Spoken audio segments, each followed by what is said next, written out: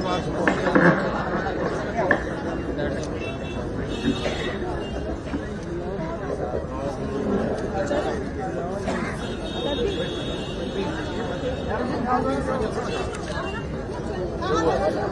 प्रदेश हमारे cabinet minister,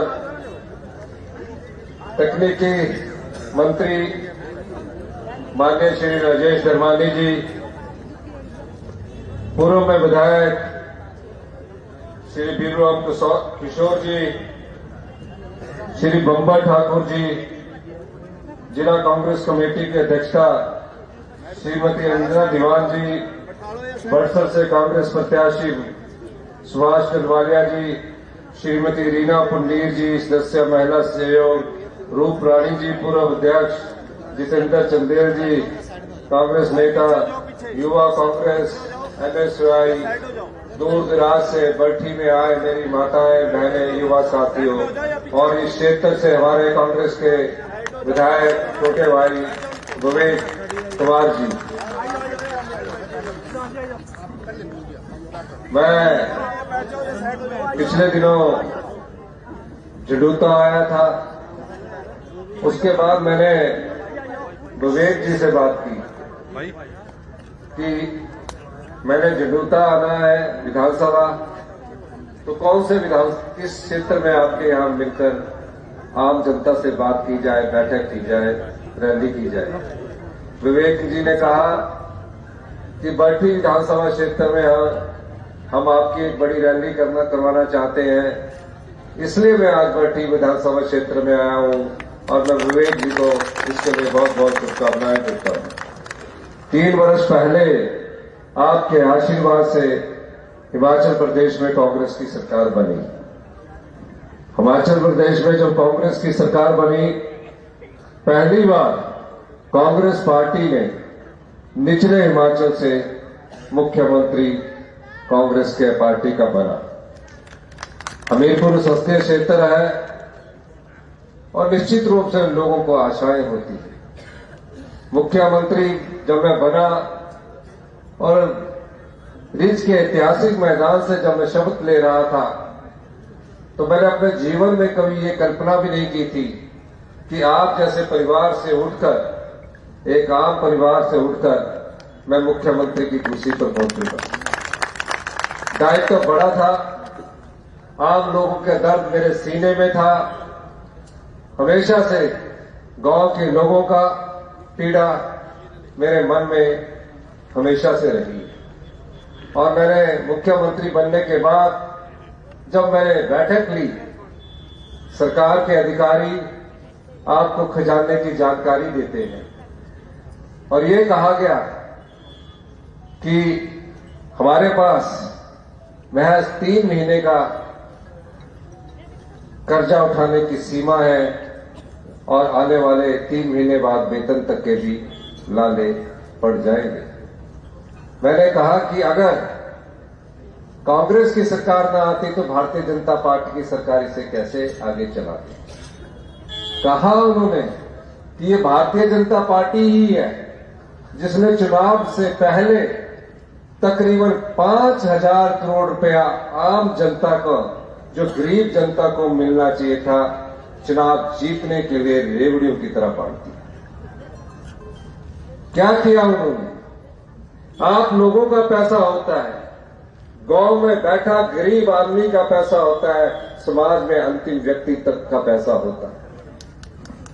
रेवड़ियां ऐसी बांटी कि 1,000 करोड़ रुपए की बिल्डिंगें खाली पड़ी है, सिर्फ ठेकेदारों को लाभ पहुंचाने के लिए उन्होंने 1,000 करोड़ रुपए का आपकी संपदा को बांट दिया। मैंने अधिकारियों से कहा और क्या क्या है, कहा कि 6 पे कमीशन दे दिया गया है, लेकिन सरकारी कर्मचारियों का एरियर 10,000 करोड़ रुपया नहीं दिया गया। मैंने पूछा कि उन्होंने पिछले 5 साल में कितना कर्जा उठाया है, कहा तकरीबन 50,000 करोड़ रुपए का कर्जा उठाया। मैंने फिर अधिकारियों से पूछा कि इनके पास पैसा कितना आया है, 3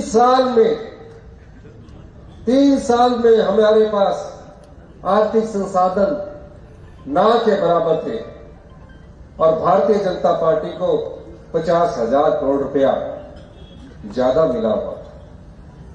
जो आप 100 रुपया कमाते हैं और सरकार 100 रुपये का टैक्स कमाती है, उस टैक्स में से 50% जो यहां आप चीज खरीदते हैं उसका 59% भारत सरकार के पास चला जाता है और 41% टैक्स का बंटवारा करते हैं।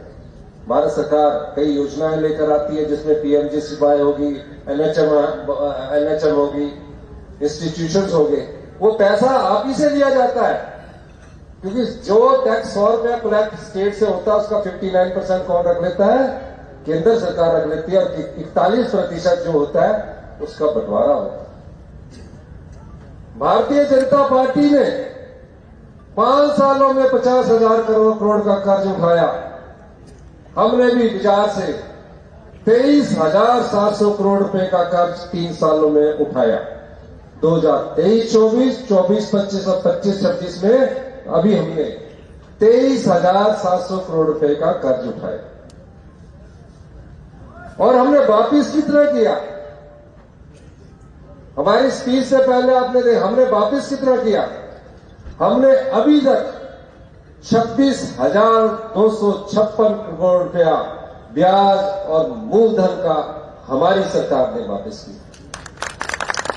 3 साल में 3,000 करोड़ रुपए ज्यादा उठाया, ज्यादा वापस किया। ये सरकार की कार्यप्रणाली को दर्शाता है। और भारतीय जनता पार्टी ने क्या किया? 75,000 करोड़ का कर्ज हम पर छोड़ कर गए। उस कर्ज को चुकाने के लिए हमने इस कर्ज में जो 26,256 है हमने वापस किया है। प्रदेश की आर्थिक स्थिति इस हालत में छोड़ी, लेकिन हमने उस चुनौती का भी सामना किया।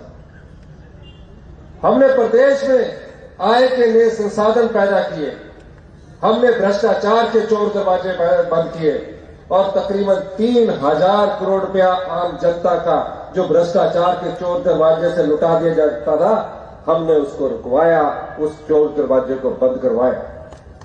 प्रदेश में आपदा आई 2023-24 में 700 लोग अपनी जान गंवा चुके थे। 24,000 घर या तो पूर्णतः नष्ट हो चुके थे या आंशिक रूप से नष्ट थे। केंद्र सरकार ने आकलन किया कि हां, आपदा में हिमाचल प्रदेश को 93 करोड़ रुपए का नुकसान हुआ है और हम इसकी भरपाई करेंगे। जो दिल्ली में बैठे हुए नेता आप चुनकर भेजते हैं, उनसे सवाल पूछना चाहिए कि आप बताइए कि जब प्रदेश में इतिहास की सबसे बड़ी आपदा का सामना हिमाचल प्रदेश की जनता कर रही थी, उस समय क्या आपने संसद में एक सवाल भी पूछा? नहीं पूछा। केंद्र की टीम आई, कहा 9300 करोड़ रुपया का नुकसान हुआ है, सड़कें टूट चुकी है, बिजली के पुल उजड़ चुके हैं, सिंचाई की योजनाएं बह चुकी है, 700 परिवार 700 लोग मौत के मुंह में जा चुके हैं, 23,000 घर टूट चुके हैं। मैं आपदा के समय सभी जगह गया, झंडूता में भी आया, हर जगह गया मैं और हर जगह का मैंने आकलन किया। मैंने अधिकारियों से बैठक की, उन्होंने कहा, मैंने पूछा उनसे कि आप बताइए, हम जो जिनके पूरे घर नष्ट हो चुके हैं, जिनके पास पीने के पानी का बर्तन तक नहीं बचा है, स्कूल के बच्चों की किताब तक नहीं बची है, उन्हें हम कितना धन दे सकते हैं? उन्होंने कहा, प्रधानमंत्री आवास योजना के तहत 1,30,000 रुपया मिलता है और 20,000 राज्य अपना भाग डालेगी तो 1.5 लाख रुपया ही मिलेगा। मैंने कहा, जिस परिवार में, आम परिवार में, गरीब परिवार में, किसान के परिवार में दिन रात मेहनत करके एक पक्का घर बनाया हो, वो उम्मीद भी नहीं कर सकता, सपने में भी नहीं सोच सकता कि अचानक आपदा आएगी और उसका घर बहा कर ले जाएंगे। वो सिर्फ अपनी जान बचा सके, पीने के पानी का गिलास नहीं रहेगा, उस परिवार को आप सिर्फ 1.5 लाख रुपया देंगे? 1.5 लाख रुपए में बाथरूम भी नहीं बनता। कहा नियम ऐसे हैं, कानून ऐसे हैं। आपदा परिवारों में से कोई परिवार मेरे पास आया नहीं कि हमारी राहत राशि बढ़ा दी जाए, कोई नहीं आया। लेकिन मैं दर्द जानता था आम परिवार का, मैं आम परिवार की पीड़ा को जानता था। मैंने कहा 1.5 लाख रुपया नहीं, इसके लिए कानून बदलना पड़े, मैं कानून बदलने के लिए तैयार हूं, नियम बदलना पड़े, नियम बदलने के लिए तैयार हूं। और मैंने आम आदमी के लिए कानून बदला, नियम बदला, और जिसका पूरा घर नष्ट हो गया था उसको 7 लाख रुपए की आर्थिक सहायता दी। घर बनाने में समय लगता था। मैंने कहा जब तक घर नहीं बन जाता, गांव में रहने वाले परिवार को 5,000 रुपया दिया जाएगा किराए के लिए, और शहर में रहने वाले व्यक्ति को 10,000 रुपया दिया जाएगा, और 6 महीने का खाना पीना फ्री कर दिया। क्वेश्चन करते हैं कि ये क्या व्यवस्था परिवर्तन है?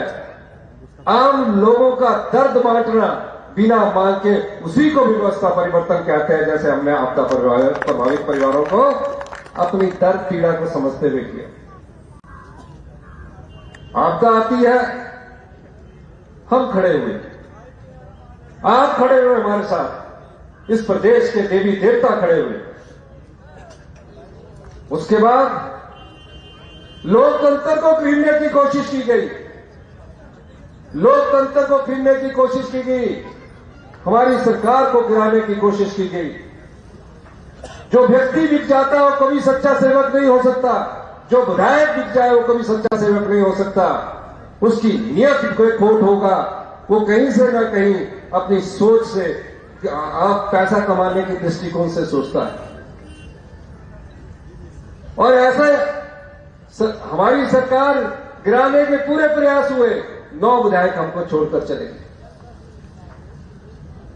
और ऐसी मती इंडिपेंडेंट विधायकों की मारी गई कि आजाद प्रत्याशी भी बोल रहे थे कि हमारा इस्तीफा स्वीकार करें। देश के इतिहास में एक ऐसी घटना घटित हुई जिसका नाम स्वर्ण अक्षरों में लिखा जाएगा कि आजाद विधायक विधानसभा के परिसर में ये कहते हुए हुए कि हमारा इस्तीफा स्वीकार करो। अध्यक्ष महोदय ने कहा कि तुम किसी पार्टी के सदस्य नहीं हो, तुम कांग्रेस के साथ भी खड़े हो सकते हो, बीजेपी के साथ भी खड़े हो सकते हो, लेकिन कहते हैं ना, जब अपना ईमान दे दिया जाए उसमें मती भी खो दी जाती है, और उनका इस्तीफा स्वीकार हुआ। आप लोगों के आशीर्वाद से, जनता के आशीर्वाद से हम दोबारा से 40 पर पहुंचे। उस भारतीय जनता पार्टी के खिलाफ जो सबसे शक्तिशाली पार्टी है, हिमाचल की भोली वाली ईमानदारी जनता ने ईमानदारी का साथ दिया और हमें दोबारा से 40 सीटों पर पहुंचाया। यह आपका आशीर्वाद है। 10 साल से भारतीय जनता पार्टी की केंद्र में सरकार है। केंद्र में क्या दिया आपको 10 साल में, मैं आज अपने उस जनता को बताना चाहता हूं। सबसे ज्यादा परमवीर चक्कर देने वाले हिमाचल प्रदेश की विडंबना देखिए। जनसंख्या के आधार पर हमने 4 परमवीर चक्कर जीते हैं। देश की सीमाओं पर अगर पहला किसी का खून बहा तो हिमाचल के भूतपूर्व सैनिकों का बहा है। वफादारी में कोई कमी नहीं रखी, 4 परमवीर और कितने चक्कर जीते हैं। यहां के युवा सेना में भर्ती होने के लिए रोज सुबह 4 बजे दौड़ लगाते थे, 6 बजे दौड़ लगाते थे कि मैं सेना में भर्ती होकर इस देश की सीमा की रक्षा करूंगा। भारतीय जनता पार्टी की 10 साल की सरकार की ने प्रदेश को यह दिया कि आज अग्निवीर बनाकर उन्होंने छोड़ दिया। अग्निवीर बनाकर हमको ये मिला। आपने सोचा 4 साल बाद क्या युवा कहां आएगा, कहां भटकेगा? पूरी मेहनत करके मेरिट पर जब युवा आया तो उसको अग्निवीर की तोहफा दिया। लाखों गांव में रोजगार के अवसर पैदा कांग्रेस पार्टी ने 2003 में पैदा किए। डॉक्टर मनमोहन सिंह, श्रीमती सोनिया गांधी जी की सोच से हर गांव में रोजगार के दरवाजे खुले। कोरोना काल में अगर आम आदमी और गरीब परिवार के घर में चूल्हा जला, उसमें सबसे बड़ा हाथ किसी का था तो वो मनरेगा थी। 10 साल की उस सरकार ने मनरेगा पर कैंची लगा दी, उसका नाम बदल दिया है। नाम बदलने में नहीं है, राम के नाम को हम रोज सुबह राम का नाम लेते हैं, लेकिन उसका जो दिशा थी उसको बदल कर रख दिया। अभी गांव का पंचायत प्रधान अगर मनरेगा में कोई डिमांड करता था, सरकार उसको स्वीकृत करती थी। अब ऐसा नहीं है। गांव के लोगों के रोजगार के अवसर किसी पार्टी ने छीने तो वो भारतीय जनता पार्टी की सरकार है। मनरेगा को खत्म कर दिया गया, मनरेगा की आत्मा को मार दिया गया। अब स्कूल की बिल्डिंग बनेगी, वहां रोजगार के अवसर पैदा होंगे। गांव का कोई सड़क आप नहीं बना सकते, गांव का कोई तालाब आप नहीं बना सकते। मनरेगा सिर्फ विकास कार्यों के लिए नहीं थी, वो गांव के लोगों के लिए रोजगार की गारंटी थी, ताकि जो गांव में रोजगार करना चाहता है शहर की तरफ ना जाए, तो उसको हम रोजगार के अवसर प्रदान करें। हमने 2-3 साल में 80 रुपये उसमें दिहाड़ी बढ़ाई, और आगे भी हमारा विचार था कि मनरेगा अगर खत्म नहीं होगी तो हम इसमें और दिहाड़ी बढ़ाएंगे ताकि गांव के लोगों के पास अच्छा पैसा पहुंचे। भारतीय जनता पार्टी की सरकार ने मनरेगा की आत्मा को खत्म कर दिया। सारे सांसद चुप हैं, भारतीय जनता पार्टी की सरकार चुप, जो विधायक बनकर गए चुप है। सरकारें आती है, सरकारें चले जाती है, लेकिन जो जनता का दर्द ना बांटे सरकार, उसे जनता कभी माफ नहीं करती है। हम जनता का दर्द बांटते हैं। और अब क्या हुआ? 1952 से इस प्रदेश में राजस्व घाटा अनुदान मिलता था। अनुदान 1952 से 73 साल से लगातार मिलता रहा। भारतीय जनता पार्टी की 11 साल पुरानी सरकार, कानूनी अधिकार है, संविधान में लिखा गया है कि जो राज्य धन के मामले में ज्यादा समर्थ नहीं होंगे, केंद्र सरकार उसकी मदद करेगी, ये फाइनेंस कमीशन उसकी मदद करेगा। मैं 4 बार फाइनेंस कमीशन से मिलने गया। मैंने हमेशा कहा कि जो 15वें फाइनेंस कमीशन ने हमें 48,000 करोड़ रुपया दिया है, उसको हर वर्ष बराबर रखना, हर वर्ष बराबर रखना। 48,000 करोड़ दिया तो हर साल 10,000 करोड़ करके देना। मैं 4 बार फाइनेंस कमीशन से मिला, वित्त मंत्री जी से मिला। मैंने कहा हिमाचल की 75 लाख की जनता भोली भाली है, देश की सीमाओं पर हम अपने प्राण देते हैं। 90% पहाड़ी क्षेत्र है, और इस पहाड़ी क्षेत्र में भी 68% जगह जंगल है, जंगल की भूमि है, वहां हम घर तक नहीं बना सकते। 68%, 32% जगह में हम अपना गुजारा करते हैं, जिसमें खेती भी करते हैं, रोजगार भी पैदा करते हैं। आप इसको बराबर रखना। 1 फरवरी हिमाचल के इतिहास का काला दिन है, जब इस राज्य के लोगों के हर साल के 8 से 10,000 करोड़ रुपया काट दिए गए हैं। 8 से 10,000 करोड़ रुपया आपका काट दिया गया है हर साल, जो अभी पिछले सालों से मिलता आ रहा था, आजादी के 5 साल के बाद से मिलता आ रहा था। ऐसा क्यों? 4 सांसद आप चुनकर भेजते हैं। एक सांसद अनुराग ठाकुर जी तो ब्लैक बोर्ड में आके समझाने लगे।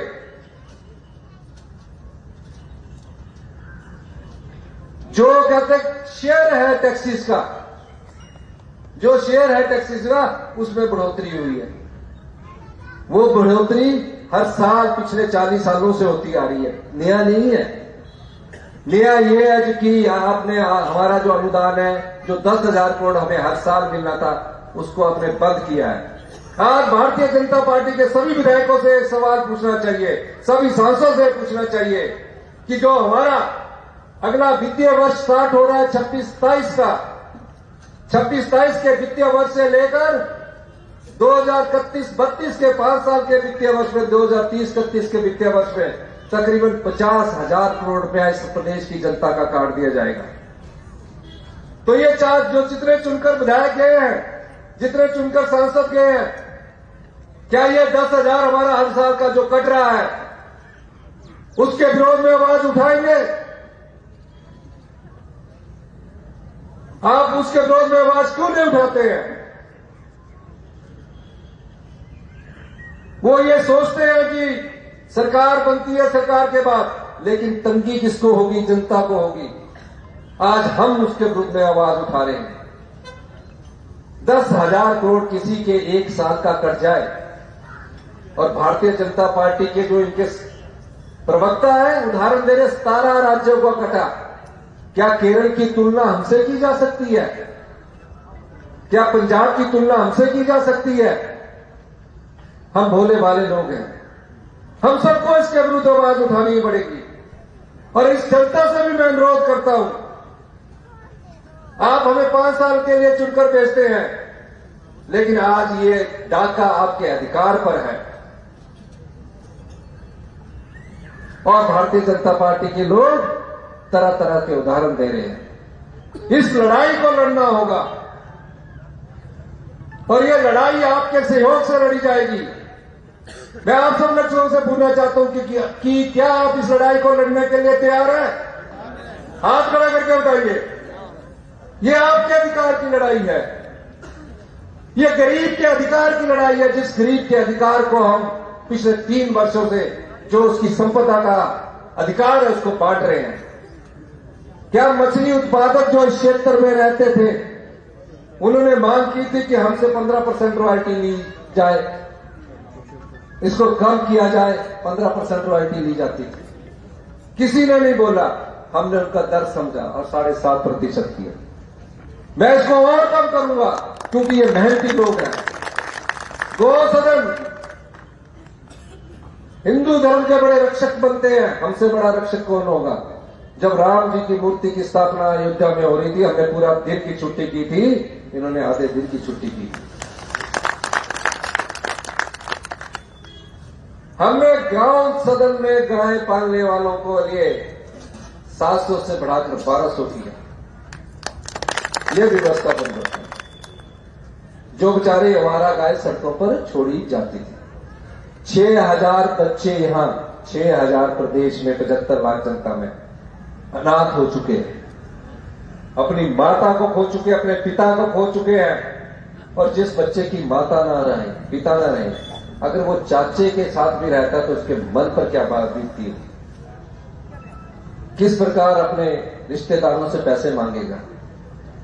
हमने इस संपदा का आपके पैसे का एक अंश उनको भी दिया। कहा पैदा होने के बाद से कोई भी बच्चा अगर मां बाप उसके छोड़कर चले जाते हैं तो सरकार ही उसकी माता है, सरकार ही उसकी पिता है। और ये अधिकार हमने उसको 27 साल तक की उम्र के लिए दिया, जब तक वो अपने पांव पर खड़ा नहीं हो जाता। क्या है ये अधिकार? 18 साल के बाद हम उसे 4,000 रुपया हर महीना दे रहे हैं। 18 साल से कम हम उसे 2,500 रुपया महीना दे रहे हैं। अगर डॉक्टर बनता है तो पूरी फीस दी जाएगी, हॉस्टल की पूरी फीस दी जाएगी। और जब वो डॉक्टर बनता है, इंजीनियर बनता है, पूरा खर्चा सरकार उठाएगी। अगर कोई बच्चा डॉक्टर नहीं बनता है, अपनी दुकान खोलना चाहता है तो 2 लाख रुपया सरकार देगी। घर बनाना चाहता है 3 लाख रुपया सरकार देगी। ये कोई मांगने नहीं आया था उन बच्चों में, कोई नारे नहीं लगा रहा था। ये दर्द था उन 6,000 बच्चों का। और जो दर्द को समझता है उसी को व्यवस्था परिवर्तन कहते हैं। विधवाएं बहनें बैठी होंगी, अचानक पति की मृत्यु हो जाए, बच्चा इंजीनियरिंग कर रहा है, डॉक्टर कर रहा है, कॉलेज में पढ़ रहा है, पीएचडी कर रहा है, कमाने वाला घर से चला जाए, बच्चे की पढ़ाई की फीस का खर्चा कौन उठाएगा? हमने उन सब विधवा बहनों को जिनकी आय 3 लाख से कम है, उनकी सारी पढ़ाई का खर्चा आज हिमाचल प्रदेश की सरकार उठाएगी। आम परिवार से कोई बच्चा जो डॉक्टर बन गया, इंजीनियर बन गया,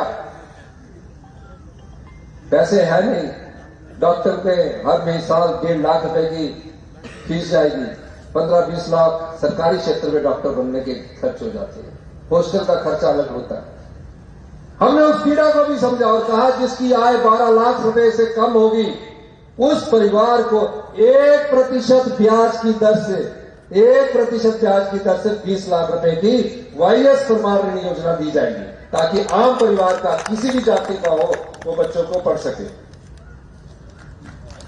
वो बच्चा पढ़ सके, इसका लाभ उठाइए। ये सारा पैसा आपका, ये किसी ने मांग नहीं की। यही व्यवस्था परिवर्तन की दिशा में आगे बढ़ते हैं। जो लोग ये सोचते हैं कि हम रोज प्रेस कॉन्फ्रेंस करके सोशल मीडिया में मुख्यमंत्री के खिलाफ रीलें बनाकर तरह तरह की बातें करेंगे, उन्हें ये भी सोचना चाहिए ये हिमाचल प्रदेश की जनता है। आज उनके अधिकार की लड़ाई लड़ने की बात आई है। भारतीय जनता पार्टी ने और क्या किया? 5000 बीघे की जगह पिछली भारतीय जनता पार्टी की सरकार ने 5000 बीघे की जगह बद्दी में आपको 4 बिश्नोई की जगह की रजिस्ट्री करवानी है तो 6% रजिस्ट्रेशन फीस देनी पड़ेगी महिलाओं को और 8% पुरुष को देनी पड़ेगी। उन्होंने उसको भी माफ किया और 5000 बीघा 1 करोड़ रुपए में 90 साल के लिए बड़े बड़े उद्योगपतियों को दे दी। 750 रुपया बीघा जगह। वो बेचारे हमारे जो ऑस्टिस बने उन्हीं को हम दे देते। हमने क्या किया? पोंग डैम में 40 साल से ऑस्टिस थे, उनको हमने पट्टे पर दिलाया। बिलासपुर में भी हम जल्दी ये कुछ ना कुछ उसके लेकर ले जा रहे हैं। यही नहीं, जितने सरकारी कर्मचारी है, मैं कह सकता हूं इस मंच से, जिस सरकार का दबाव मैं सहन कर रहा हूं कि ओल्ड पेंशन स्कीम क्यों दी गई है, जितने सरकारी कर्मचारी है, कुछ लोग यहां चर्चा कर रहे थे कि हिंदुस्तान के सबसे ज्यादा सरकारी कर्मचारी हिमाचल प्रदेश में। हिंदुस्तान में रोजगार में, हिमाचल प्रदेश में रोजगार के और अवसर कहां है? बड़ी इंडस्ट्री आ नहीं सकती, और अगर हम बड़ी इंडस्ट्री आ भी जाए हमें कोई फायदा नहीं है। जीएसटी के बाद कहा है कि ओल्ड पेंशन स्कीम को आप बदल दो। मैंने कहा मैं भी एक कर्मचारी का बेटा हूं, इकट्ठा पैसा मिल जाए, पोते पोतियों के लाड़ प्यार में बुजुर्ग पैसा खर्च देंगे, फिर उनका कौन सहारा होगा? मुझे जवाब डाला गया कि ओल्ड पेंशन स्कीम को बदला जाए। मैंने कहा नहीं होगा जब तक कांग्रेस पार्टी की हिमाचल प्रदेश में सरकार है। और मैं बताऊं आपको, उस कारण भी 1600 करोड़ रुपए जो हमारे एडिशनल बोरिंग मिलनी थी वो बंद कर दी गई। मैं नहीं झुका क्योंकि मुझे पता है कि 60 साल के बाद एक निश्चित आय हर महीने हिमाचल प्रदेश में अगर ओल्ड पेंशन स्कीम के माध्यम से उनको मिले, उनका परिवार भी पल जाता है, पोते पोतियां भी पल जाती है। भारतीय जनता पार्टी की सरकार ने राजस्थान में इस तरह का बंद करने का निर्णय ले लिया है। हम, क्योंकि हमारे पास एक ही रोजगार का साधन है, हम सभी सरकारी कर्मचारियों को ओल्ड पेंशन स्कीम देने दी गई है। मैं इसलिए बता रहा हूं, एक ओल्ड पेंशन स्कीम का मुझे एक व्यक्ति मिला, उसने कहा मुझे सिर्फ 3000 रुपये मिलता था, परिवार में घर के परिवार के लोग भी आदर नहीं करते थे। जब से ओल्ड पेंशन स्कीम लगी है 38,000 रुपये मेरी पेंशन हो गई है, परिवार के लोग भी आदर करने लग पड़े और पोते पोतियों का खर्चा भी मैं पूरा करता हूं। मैंने ये बात बताई उन्हें कि हमारे यहां कोई रोजगार नहीं है, हम सीधे साधे लोग हैं, लेकिन हम पर दबाव डाला जाता है। मैं आज आपको ये कह सकता हूं 3 साल में, हमें 3 साल में अगर एजुकेशन में हम बदलाव कर रहे हैं तो क्यों कर रहे हैं? इसलिए कर रहे हैं क्योंकि मैं भी सरकारी स्कूल से पढ़ा हूं, मैं सरकारी स्कूल से पढ़कर मुख्यमंत्री बन सकता हूं। तो ऐसी शिक्षा प्रणाली हमारे सरकारी स्कूली क्षेत्र में हो जहां आत्मविश्वास की कमी ना हो और किसी भी चुनौती का सामना करने के लिए हमारी युवा पीढ़ी आने वाले भविष्य के लिए तैयार है। इसीलिए हमने सीबीएसई स्कूल करने की घोषणा की और आज मैं इस भट्टी के स्कूल को भी सीबीएसई करने की घोषणा करता हूं। आने वाले पूरे विधानसभा क्षेत्रों में खास करके हम शिक्षा का पूरा परिवर्तन कर देंगे, क्रांतिकारी परिवर्तन कर देंगे। जब बच्चा पढ़कर निकलेगा तो पूरे हिंदुस्तान में वो बड़े गौरव से करेगा कि मैं इस स्कूल से पढ़कर आया हूं। हम ऐसी शिक्षा बनाने की दिशा में बढ़ते। हॉस्पिटलों के क्या हाल है? जब हम आए, मैंने प्रेजेंटेशन दी, 40 साल 20 साल पुरानी मशीनें लगी हुई है। 40% स्टाफ पर हमारे मेडिकल कॉलेज चल रहे हैं। 40% स्टाफ है, 60% की कमी है।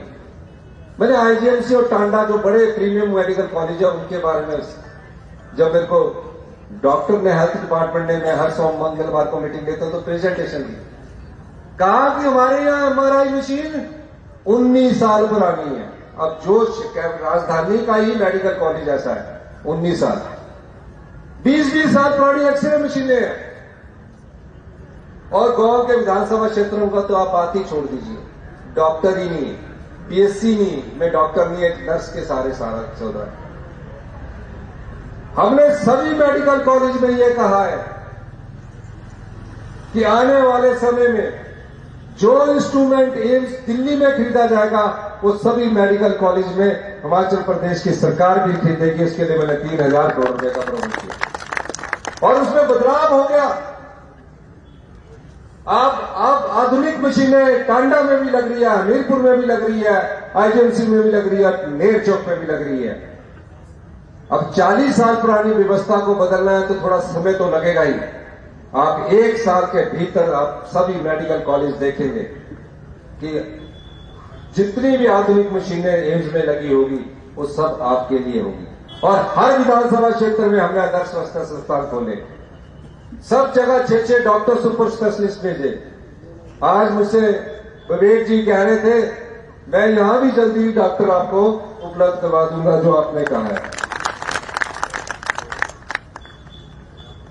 हम ग्रामीण अर्थव्यवस्था को भी मजबूत करना चाहते हैं। ग्रामीण अर्थव्यवस्था क्या है? जब गांव के लोगों के हाथ में पैसा पहुंचे, कैसे पहुंचेगा? हमने कहा हमारे गांव के लोगों के पास थोड़ी थोड़ी जगह होती है, किसी का 2 बीघे है, किसी का 3 बीघे है, किसी के पास 10 बीघे है, किसान है। हमने कहा कि अगर गोबर आधारित खेती करेगा तो 60 रुपए किलो गेहूं सरकार खरीदेगी, 40 रुपए किलो मक्की सरकार खरीदेगी और 90 रुपए किलो हल्दी सरकार खरीदेगी। क्योंकि हल्दी इसलिए लगाया गया कि हल्दी में थोड़ा काम कम करना पड़ता है, उसको ना तो बंदर खाता है ना नीलगाय खाता है।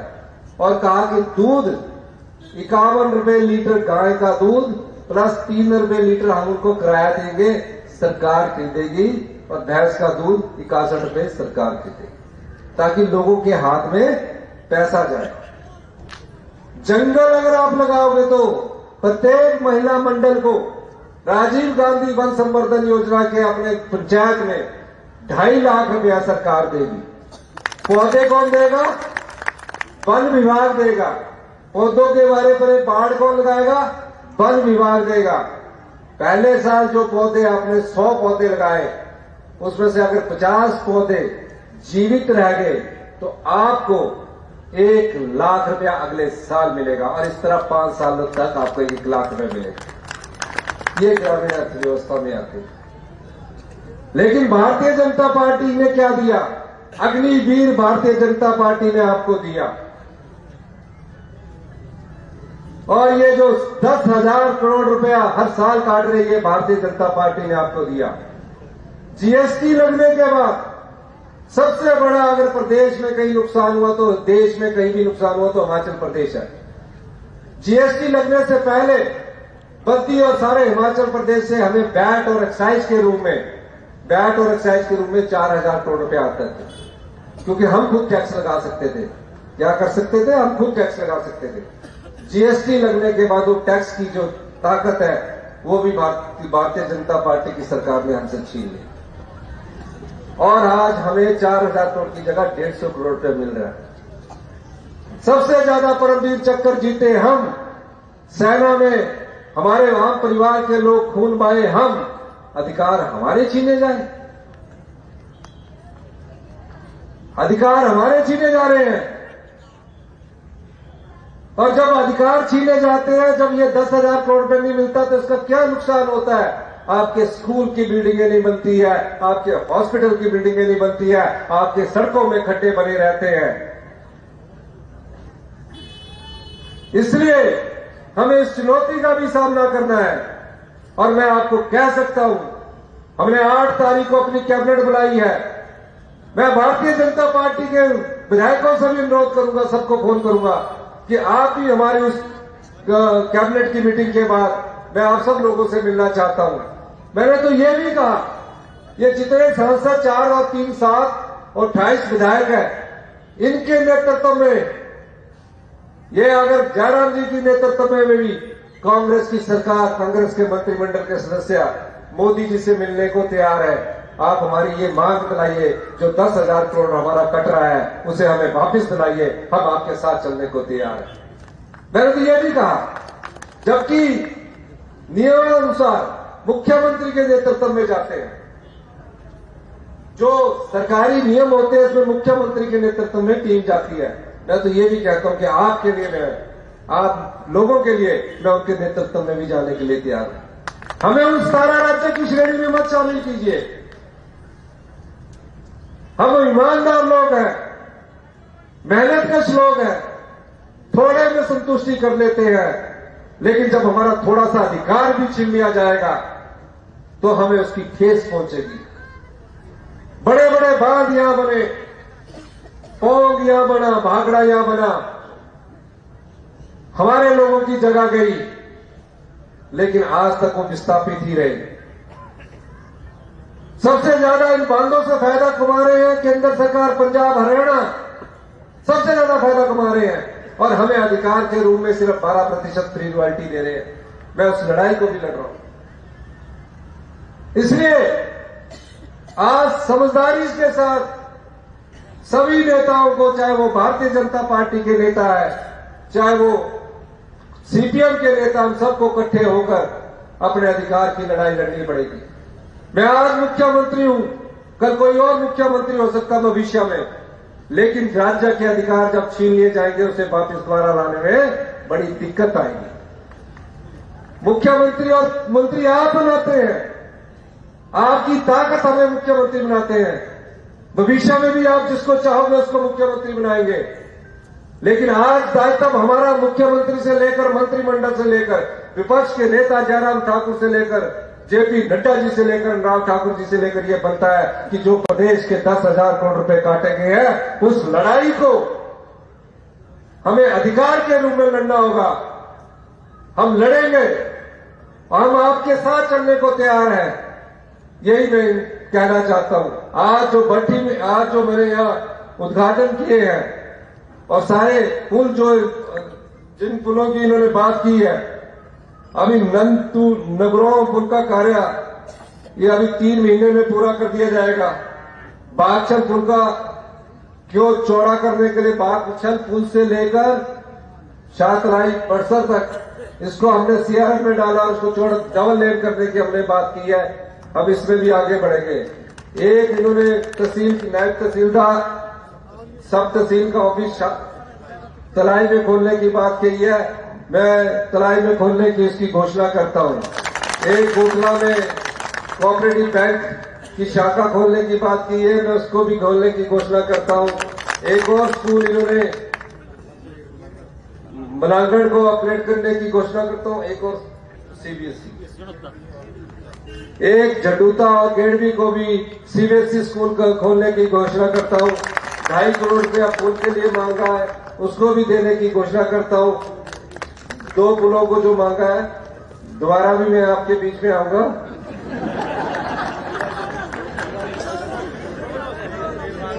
हाँ, ये सब चीजों को मैं आपके पास बीच में आऊंगा, लेकिन मैं एक बार फिर आपसे कहना चाहता हूं, डिवाइडर के लिए भी जो नीति का फैसला करना होगा वो आप एक्सेल से रिपोर्ट लेकर फिर आगे इस पर बढ़ेंगे। एक और कहना चाहता हूं, आप 5 साल के लिए चुनकर भेजते हैं,